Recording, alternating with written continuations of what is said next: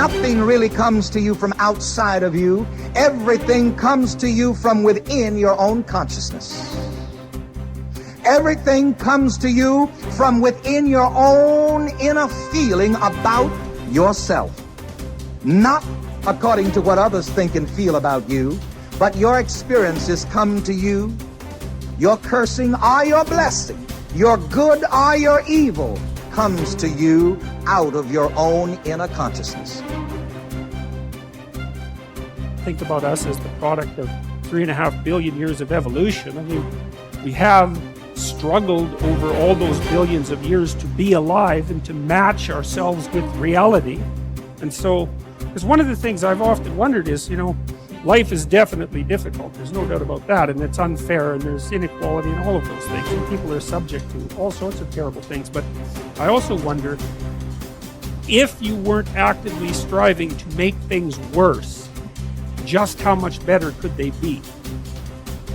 I have never seen anybody who did extraordinary feats that didn't have extraordinary issues. It is the passion that gives you the power you need, but it is the pain from which you have the conviction about it. If you had not been through some pains, you would not have the burning to do what you do.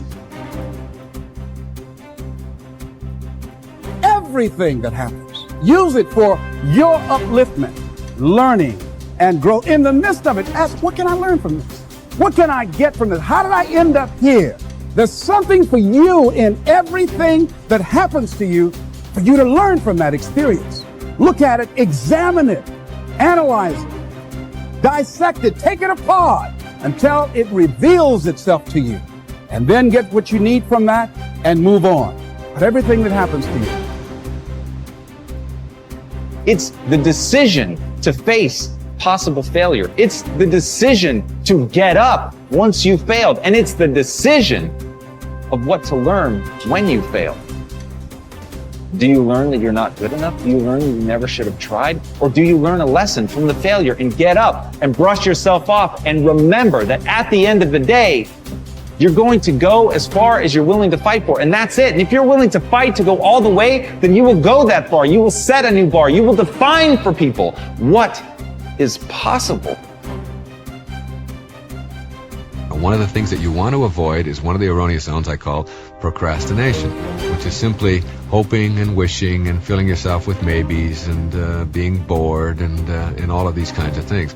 If you sit around and hope and wish and say maybe over and over and over again in your life, then you are simply going to be a person who is using up the present moment to fill it with wishes rather than with action. Procrastination is nothing more than a typical way to keep yourself from taking action in your life. And I have found, we just moved into a new home not too long ago, and we had about 200 boxes that had to be broken up in the garage. And I looked at those boxes and I knew that nobody else was going to break them up but Daddy. This is Daddy's job.